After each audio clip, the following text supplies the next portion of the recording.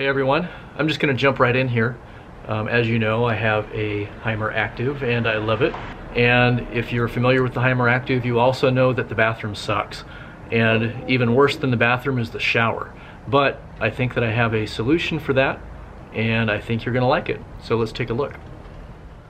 So yeah, the bathroom is small.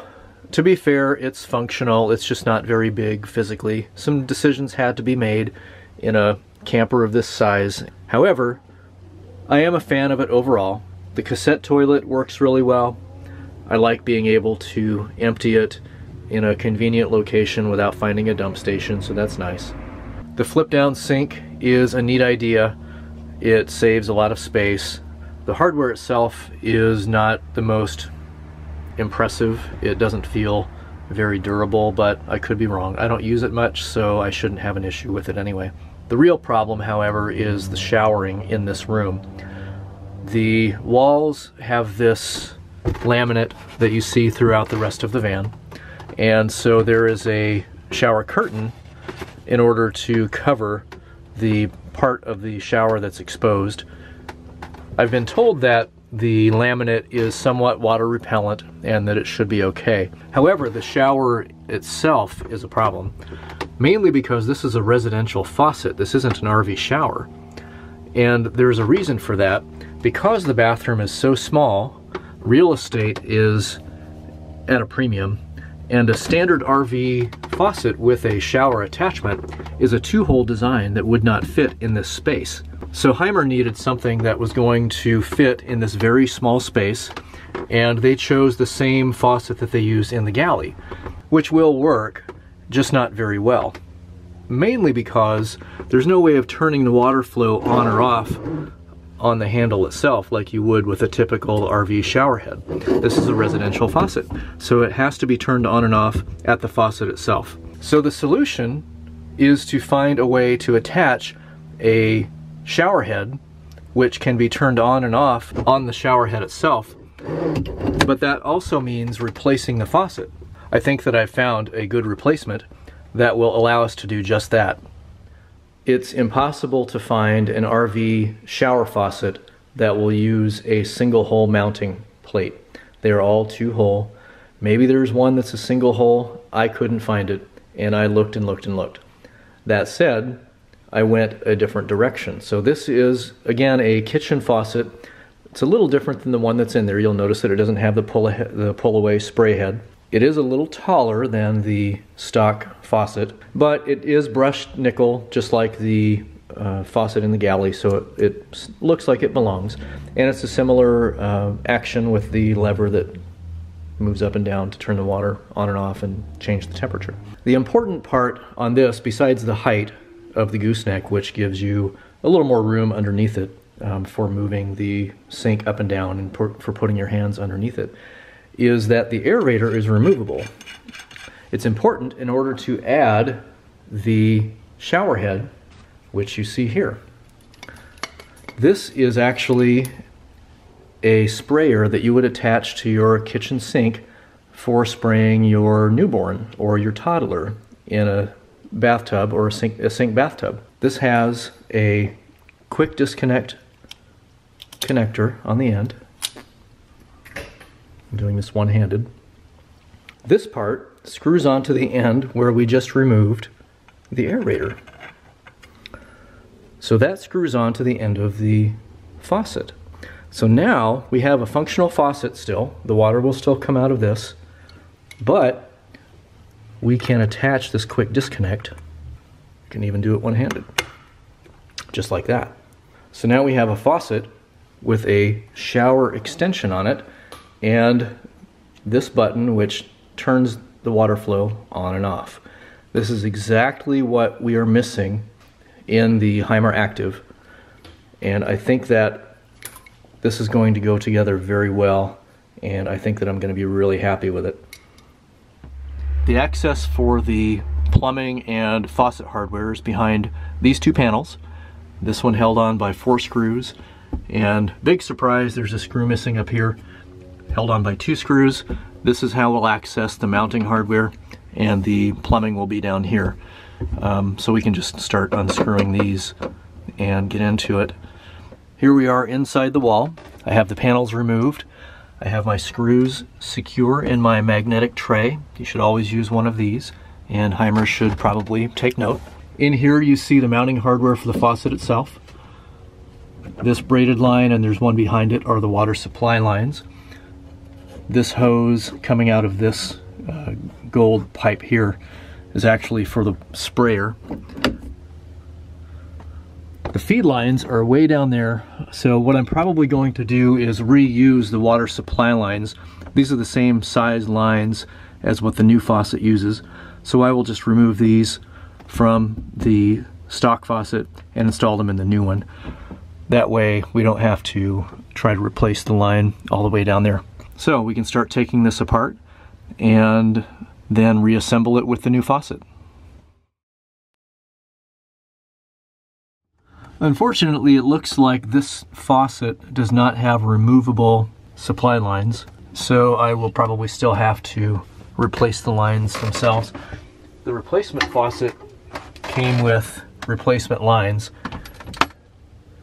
where this end goes into the bottom of the faucet, and this end goes onto the supply line down in there. So I'm going to be scraping some knuckles. That's disappointing. So we have to make a change on the fly. The water line feeds in the faucet are not removable. Where this goes into the bottom of the replacement faucet, there's not a counterpart on the existing faucet. The problem is that the feed lines that come with the new faucet are not quite long enough to reach the water supply in the wall in the Hymer. They didn't bring up the supply lines high enough. So, because these lines are difficult to find, I don't even know if I can find a replacement for this. Well, I probably could, but these are 24 inches long. I needed 30 inch, but they're not readily accessible. So instead of that, I'm going to be extending them, and I hated to do it this way because it adds another link in the chain, but these two will go together. One for hot, one for cold. This one is color-coded red for hot, and the other one has blue markings on it. We'll add this to the list. This is from Home Depot. It's a number 114, 20-inch extension, 3/8 to 3/8. So you need a pair of these. Now your mileage may vary. Your plumbing may be different than mine. We have to keep that in mind. These were built individually, and so some of the plumbing might be different. In my case, I needed to extend it. Now, if you don't use the same faucet that I do, it may come with longer supply lines, and you won't have this issue. It just happens to be the issue that I was presented. And rather than sourcing another faucet and returning things, I'm just going to do it this way. So here's what we're going to do. I have all of the access panels open, and I pulled out the Thetford control panel here. I'm actually going to secure this a little better also. I think it kind of moves around in its hole. But that lets me reach in so that I can attach wrenches. I'll need one to hold the existing supply line in place and another to loosen the feed line for the faucet. Putting them back together will be a little easier because with the additional length of the extension, I'll be able to bring it out through the hole and tighten it up outside here. But we will attach the faucet hose to the bottom of the faucet here and then put it in place. And here you can see we have the faucet removed, the water lines disconnected. In my van, the water feed that you see on the right is my hot feed. Pay attention when you're taking things apart because this also might be different in yours. They could be reversed, but in my case, the one on the right is the hot feed, so I need to mark that accordingly. Okay, so I'm not going to assemble this yet. I'm going to attach these water feed lines first in reverse order, so cold first because it's in the back and then the hot. but I want to mark them also. So I'm going to call these cold and hot, so that I can identify them once they're installed.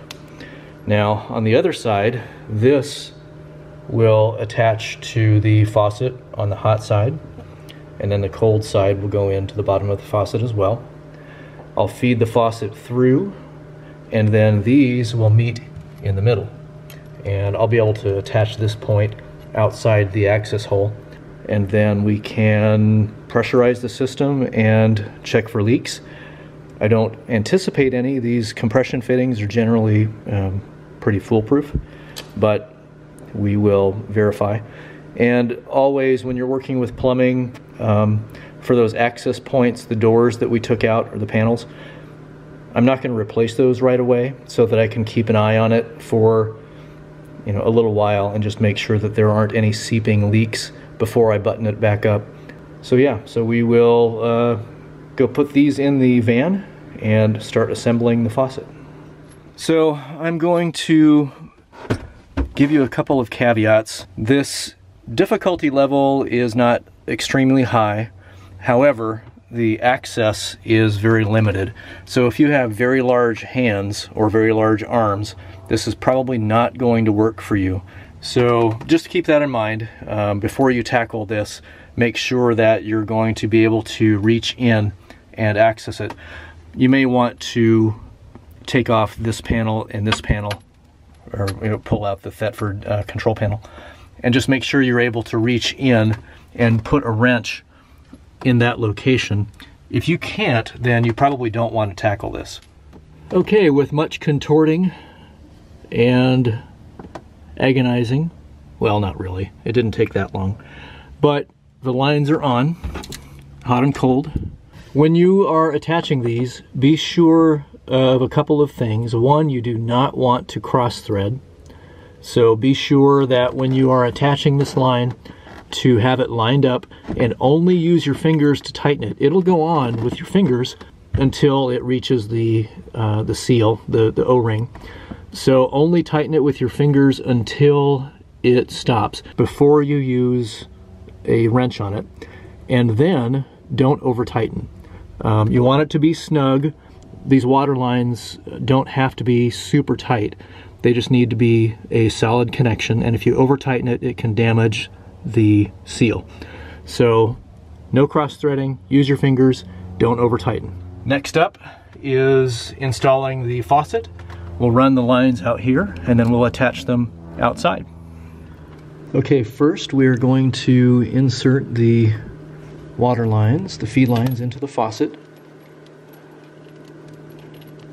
First by hand, and then tighten it down slightly with the wrench.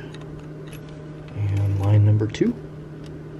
So you just want to feed it in straight, spin it using the hose itself until you feel it catch. You want to make sure that it turns easily, and then give it a nice little snug with the wrench. So here we're doing a test fit, and you'll notice that I've placed the faucet and fed the lines down through. In order to make the most functional use of the faucet, I've actually rotated it so that the lever is facing out. Typically it would be back on the side, but that would require the sink be down in order to actuate it, which may not always be the case. If you're showering, the sink probably is not going to be down. Therefore, being able to easily access the valve is important. So this gives you easy access to the valve, whether the sink is up or down. It has full range of motion. And we will put on the mounting hardware and then connect the lines.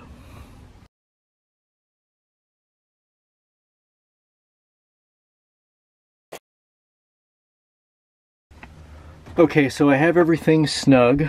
The faucet is not quite tightened down, just to make sure that it's in the right position. I have the lines connected. I have the flashlight down inside there so that I can see if there are any leaks.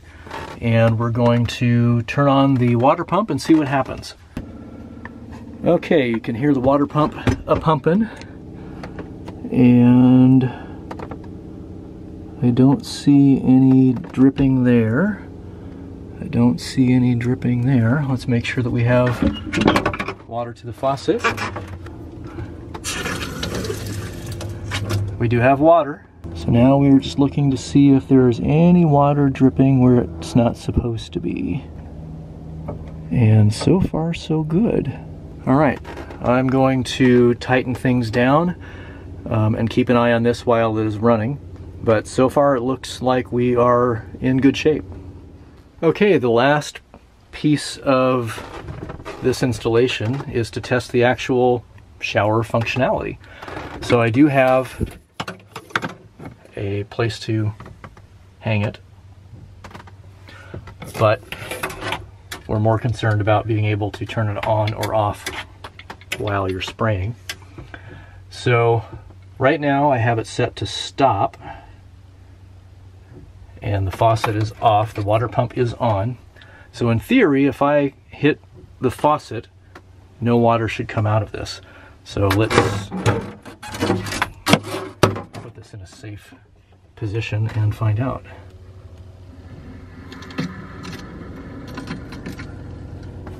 Okay. Water pressure and water flow. And there we go. That's what we wanted to see. Perfect. And there we have the finished product.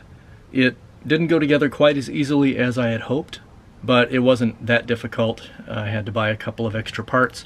I'll link the parts that I did purchase in the description so that you can buy them or find similar parts if you want to take this on. I have a membership to Anytime Fitness for showering while I'm on the road, but being able to shower in the van in a pinch is definitely a nice feature, and I will actually use it, where before I was more annoyed than anything. I hope this was helpful. If you have any questions about the installation or what you saw, shoot me a note in the comments below, and I will try to answer as quickly as possible. Until next time, have a great day.